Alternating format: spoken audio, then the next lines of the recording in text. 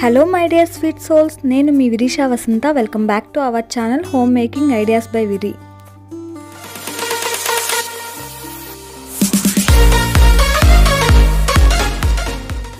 మన రెసిపీ వచ్చేసి రవ్వ లడ్డు అండి. రవ్వ లడ్డు అనగానే మీలో ఎంతమందికి మీ చైల్డ్హుడ్ మెమరీస్ గుర్తొచ్చాయి ఒకసారి కామెంట్ చేసుకోండి. అంతే కదండి, ఈ రవ్వ లడ్డుని చాలా ఈజీగా వంటరాని వాళ్ళు కూడా ఈ టిప్స్ని ఫాలో అవుతూ చేసేయొచ్చండి. ఇంకా లేట్ చేయకుండా ప్రాసెస్లోకి వెళ్ళిపోదాం, వచ్చేసేయండి. ఇప్పుడు అడగడం మర్చిపోయాను, మన ఛానల్ని ఇంకా సబ్స్క్రైబ్ చేసుకోకుండా చూస్తున్నారా? అయితే సబ్స్క్రైబ్ చేసుకొని సపోర్ట్ చేయండి ప్లీజ్. ప్రిపరేషన్కి కాను ముందుగా 1 కప్పు బొంబాయి రవ్వను, అదే క్వాంటిటీలో షుగర్ను, 1 పావు కప్పు కొబ్బరి పౌడర్ను, నట్స్ను కూడా తీసుకొనేసి చిన్న ముక్కలుగా కట్ చేసుకునేసి పక్కన పెట్టేసుకున్నామండి. నెక్స్ట్ ఒక కడాయిని తీసుకొని కడాయి హీట్ ఎక్కిన తర్వాత దానిలో 4 స్పూన్స్ వరకు నెయ్యిని యాడ్ చేసుకున్నామండి.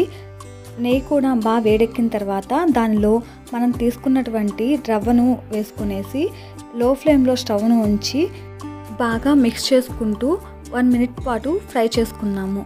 తర్వాత నట్స్ని కూడా చిన్న చిన్న ముక్కలుగా కట్ చేసుకునేసి దానిలోనే యాడ్ చేసుకునేసి ఒక 5 to 10 మినిట్స్ వరకు ఫ్రై చేసుకున్నామండి. అలా ఫ్రై అవుతూ ఉన్న టైంలో మనకి రవ్వ బాగా వేగి మంచి స్మెల్ వస్తుందండి. ఆ టైంలో కొబ్బరి పౌడర్ని కూడా యాడ్ చేసుకునేసి ఒక 5 మినిట్స్ పాటు లో ఫ్లేమ్లో చిన్నగా తిప్పుకుంటూ ఫ్రై చేసుకున్నాము. అలా ఫ్రై చేసుకున్న తర్వాత మనం షుగర్ని కూడా యాడ్ చేసుకున్నాము. షుగర్ కూడా యాడ్ చేసి 1 మినిట్ పాటు బాగా కలుపుకుంటూ ఫ్రై చేసుకుందామండి.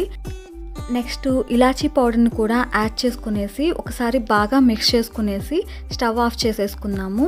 తర్వాత నేను తీసుకున్నటువంటి క్వాంటిటీకి నాకు పావు కప్పు వరకు మిల్క్ అయితే పట్టినాయండి. మీరు కూడా అడ్జస్ట్ చేసుకుంటూ పాలు కొంచెం కొంచెంగా పోసుకుంటూ బాగా మిక్స్ చేసుకోవాలండి. మీరు లడ్డు ప్రిపేర్ చేయడానికి ఏ కన్సిస్టెన్సీ అయితే వస్తుందో ఆ కన్సిస్టెన్సీ వరకు మీరు పాలు మిక్స్ చేసుకునేసి లడ్డుని నేను చూపిస్తున్న విధంగా ప్రిపేర్ చేసుకోండి. ప్రిపేర్ చేసిన తర్వాత ఒకసారి ఇలా ఒత్తి చూసినట్లయితే నేను చూపిస్తున్న విధంగా మీకు పొడి పొడిగా వచ్చినట్లయితే ఇంకొంచెం పాలు యాడ్ చేసుకునేసి కొంచెం సాఫ్ట్గా ఉండేలాగే కలుపుకోండి. అలా కలుపుకొని లడ్డు ప్రిపేర్ చేసినట్లయితే మీకు లడ్డూలు కొంచెం ఆరిన తర్వాత ఇంకొంచెం టైట్ అయ్యి చాలా సాఫ్ట్గా ఉంటాయి.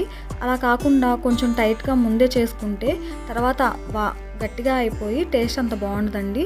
అండి ఈ టిప్స్ని ఫాలో అవుతూ మీరు కూడా ఒకసారి ట్రై చేసి మీకు ఎలా కుదిరిందో నాకు కామెంట్ చేయండి. మన వీడియోస్ మీకు నచ్చినట్లయితే లైక్ చేసి మీ ఫ్రెండ్స్ అండ్ ఫ్యామిలీకి కూడా షేర్ చేసి నన్ను సపోర్ట్ చేస్తారని కోరుకుంటున్నాను. Thank you so much for watching our videos and thank you for your support.